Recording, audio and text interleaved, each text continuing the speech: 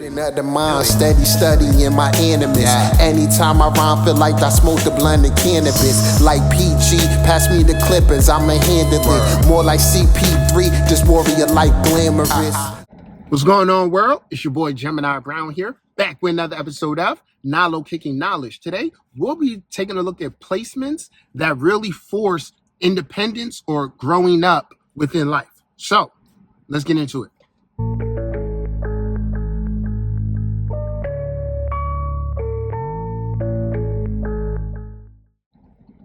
Before we get into it, I want to preview a new song by me and my best friend, Fly Ty. It's also his birthday, so happy birthday to my guy, fellow Cancer Sun, Gemini Moon, Sag Rising. Here's our new record, SOM. Check it out. You want me and I want to. Baby, tell me what you wanna do. I love it when you slutting on me. Slutting on me. Shorty want me and I want to. Baby, tell me what you wanna do. I love it when you slutting on me. Slutting on me. Slut.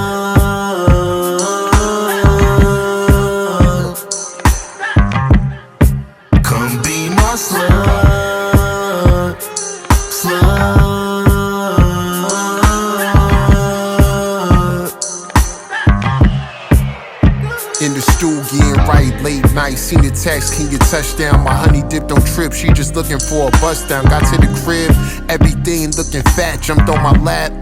And shorty want touch now, she in her bag, swag calling me pop. Best you ever had, head top of me, sloppy, copy.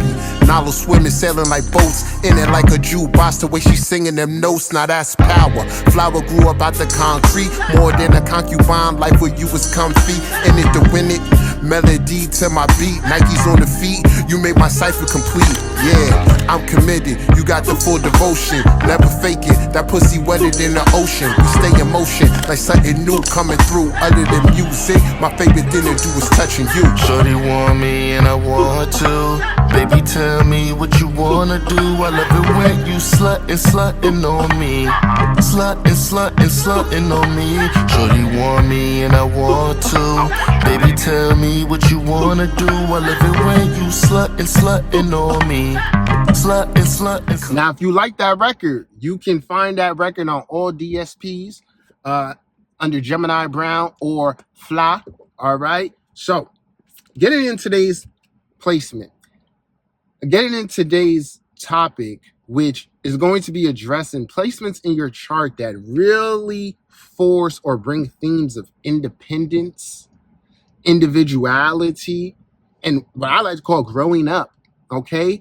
Now, we're gonna keep this condensed to particular placements, but just know everyone can have this come up within their chart, within its own configuration. Okay. But I just want to kind of highlight big ones and things of that nature. So this is greatly inspired by the North Node currently being in Aries. And the insight I want to give to that, y'all, is, you know, as I'm reading and I'm giving you guys advice on how to deal with your transits, I'm always taking into account what your natal North Node is and where the current North Node is, because that's the destiny point. It's almost like the destination in a sense, okay, where Sun is really the journey of discovery and embodying. And then the North Node gives a particular destination, things to cultivate. The cool thing is, like, when you look at it in the collective sense, you see how wherever the North Node is, along with the outer planets, how it really affects society and where it pushes us in terms of liberation. I never forget, during the North Node in Cancer transit, there were so many of the prominent female entertainers in whatever realms you know now gained a strong ascension during the time where the North Node was in Cancer.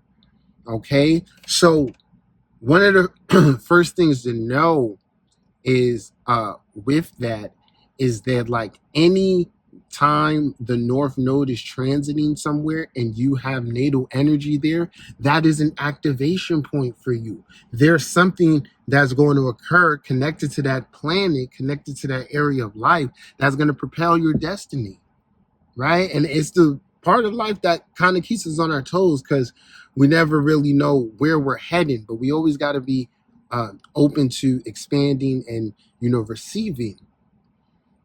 So getting into this topic, one of the first positions that will indicate a need for strong independence within this life naturally is going to be the North Node in the first house, and other, in particular, subsequent planets in the first house, i.e. the sun in the first house, Mars, things like that. But different combinations can represent this, because the first house is about self-projection. So there's an aspect of the being, the individuality, that really needs to come across here.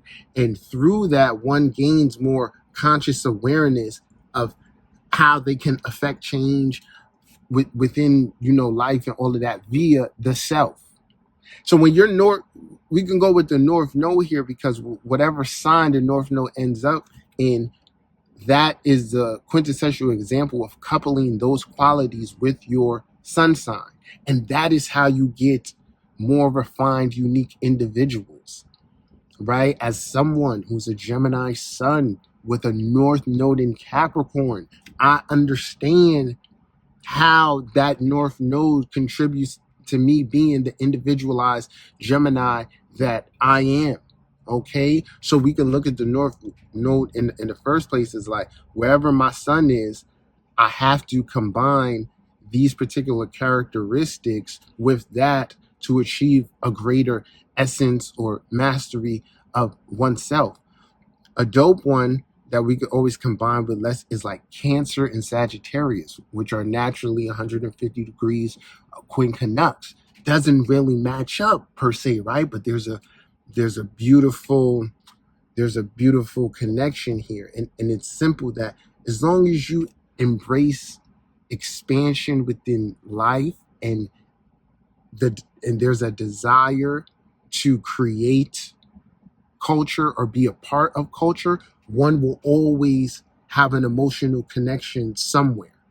And now, if the North Node ends up in the first house in Cancer, that's like, this is going to reflect someone who themselves has to go out there and forge emotional connections with life that enable them to live and embody their truth.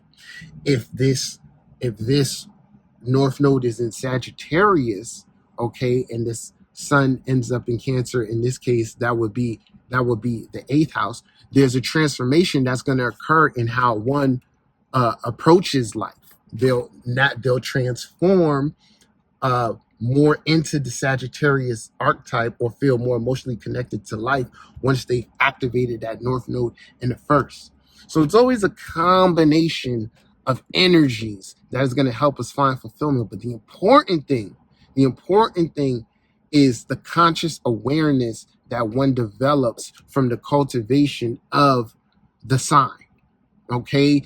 And so there's a certain pride that comes with North Node in the first, and who you are and how you're embodying it. Okay.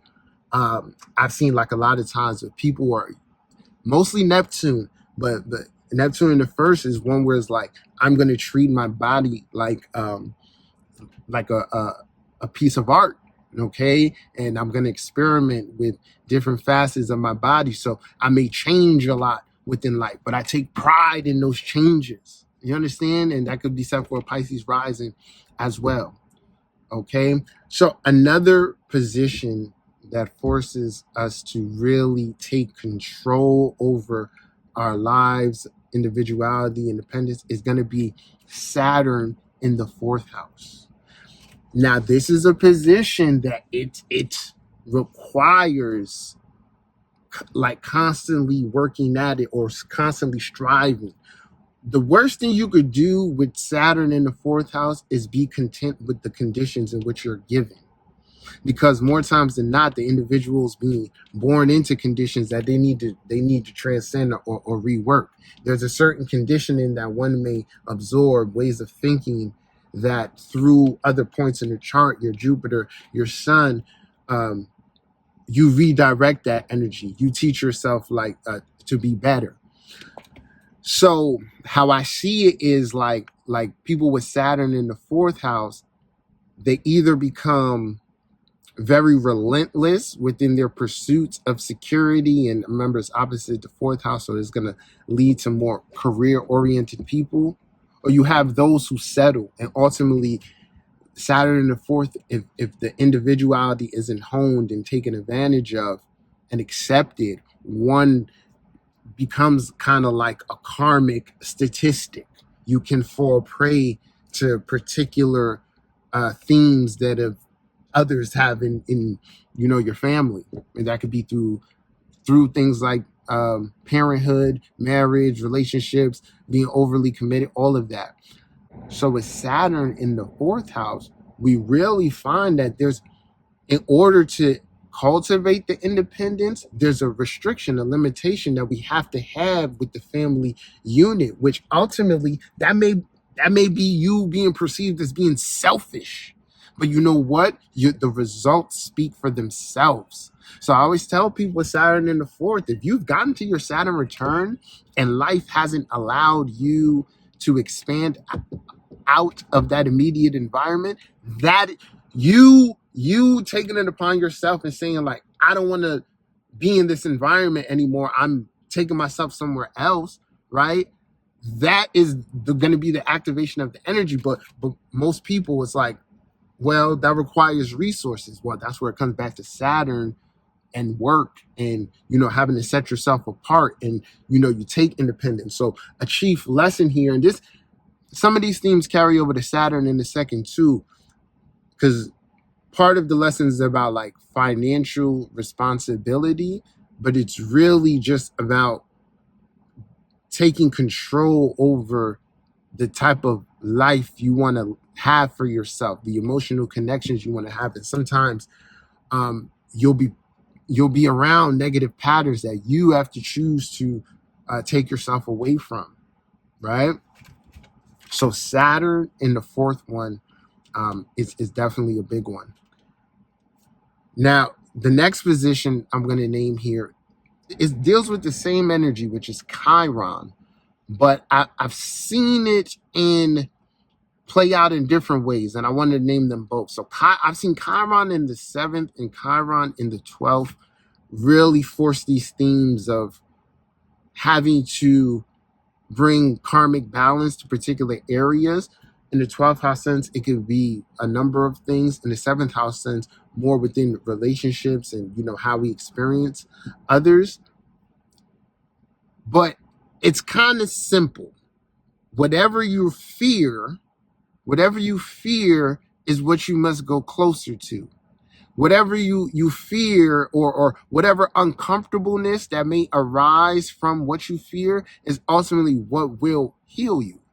With Chiron in the 7th, if one grows up around constant distrust or being a victim of things they may have witnessed, you give yourself no ability to transcend that. It's like one where you have to attack it. Chiron in the 12th, if you fear like being alienated from your family or whatever area, right? Because it's fears, it's what's coming from the unconscious. So as a result, you do things that sabotage other areas to shy away from that. There comes a point in time where you have to acknowledge the pattern and say like, damn, I have to face my fear of not being liked. And ultimately what you're going to find is like, that is what's needed to affect the change. So within both these positions, I feel like there's a certain responsibility that one has to have. Like, there's a karmic responsibility to yourself. So this could even be like on a health level, right? Being born into a family where health is a thing, and it's like, damn, I have to proactively choose to make better decisions within this area. I can't be ignorant towards it. Okay. So both those areas with Chiron kind of demand some seriousness. What I've seen a lot with specifically men with Chiron in the 7th is either like if one wasn't raised with their father or had own father issues, it's either I'm all the way in, like I want to be like a super dedicated dad and have mad kids, or like, nah, I think I'll put it off, right? But ultimately, a lot of times I think the emotional fulfillment lies within eventually, like having the child and stuff like that. So that's one to keep in mind. Lastly, a position that is going to require real independence, and I mentioned this house earlier, Sun in the 2nd house. Now, with Sun in the 2nd house, Venus, the natural ruler of this house, is going to give you insight into how the rest of the story is playing out. And then sextile to this is the 4th house. So the moon in our 4th house is going to give us some insight. I give an example of like in the sun in like fire signs, Aries, Leo, Sag.